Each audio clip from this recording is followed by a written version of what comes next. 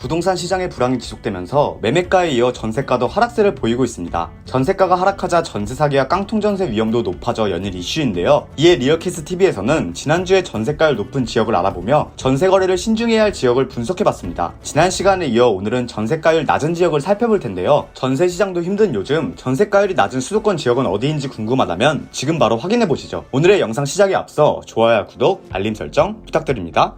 한국부동산원 자료에 따르면 올해 7월 전세가율이 가장 낮은 수도권 지역은 경기도 과천시입니다. 과천시의 전세가율은 45.3%인데요. 전세가율이 50%를 넘지 않죠. 매매가와 전세가의 차이가 꽤 나는 편입니다. 그렇다면 과천시의 전세가율이 낮은 이유는 무엇일까요? 과천시는 전세가율이 낮지만 그렇다고 전세가가 저렴하진 않습니다. 특히 과천시는 수도권 지역 중에서 집값이 높은 편에 속하는데요. 한국부동산원 통계에 따르면 과천시의 최근 아파트 평균 매매가는 16억 6,398만원에 달합니다. 서울 강남권에 준하는 집값이죠. 집값이 높으니 전세가율이 낮아도 전세가는 높은 편입니다. 지난 7월 과천시의 아파트 평균 전세가는 7억 5,247만원입니다. 매매가의 절반보다 낮지만 그래도 경기권 아파트 매매가와 비슷한 전세가인 것이죠. 사실 전세가율이 낮으면 집값이 비싸고 재건축 추진 단지가 많습니다. 아무래도 집값이 너무 비싸면 전세가가 높아지긴 힘들고 또 재건축이 진행되면 전세 거래가 활발해지니 전세가가 떨어지기 어려우니까요. 이러한 영향은 과천시의 전세가율에 많은 영향을 미쳤는데요. 과천시의 경우 준공된 재건축 단지도 많지만 재건축이 추진 중인 단지도 아직 있습니다.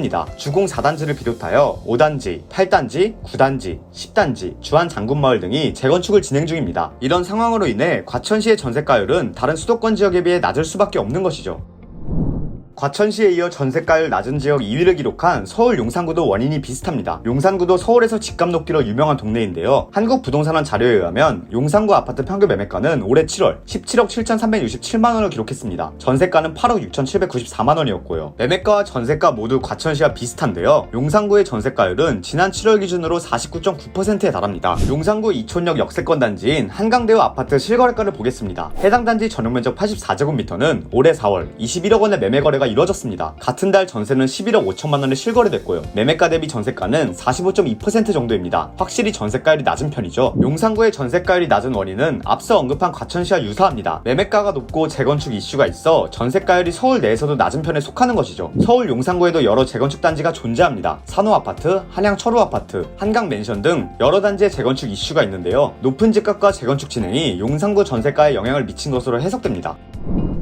마지막으로 볼 지역은 서울 노원구입니다. 노원구의 올해 7월 전세가율은 51.5%인데요. 노원구의 아파트 평균 매매가는 2022년 7월 기준으로 7억 1,474만원, 전세가는 3억 7,358만원입니다. 노원구의 전세가율이 낮은 원인은 워낙 집값이 높아서라기보다는 재건축에 초점을 맞춰야 합니다. 노원구 월계동 487-17 재건축, 미아 4-1, 미아 9-2 등 여러 재건축 단지가 개발을 진행 중인데요. 지역 내 재건축 사업이 여러 단지에서 계획돼 있다는 점이 전세가율에도 영향을 준 것으로 보입니다. 물론 노원구의 전세가율이 낮은 것에 의아함을 표하는 이들도 있습니다. 아무래도 노원구는 갭투자가 유행했기 때문인데요. 노원구의 경우 2019년 기준으로 전체 거래 중 약 30%가 갭투자입니다. 서울 내에 위치해 있음에도 집값이 저렴하고 재건축 이슈도 있어 갭투자 비율이 높았죠. 따라서 노원구는 갭투자가 유행했던 지역이기에 전세거래 위험도가 있는 편입니다. 전세가율이 낮으면 전세거래에 있어 안심할 수 있는 편인 것은 맞으나 노원구는 좀 예외인 경우인데요. 갭투자로 인해 전세 세입자 구하기가 힘든 시기인 만큼 해당 지역의 전세거래를 앞두고 있다면 전세 사기에 대한 대비책을 꼼꼼히 살핀 다음 거래하시는 걸 추천합니다.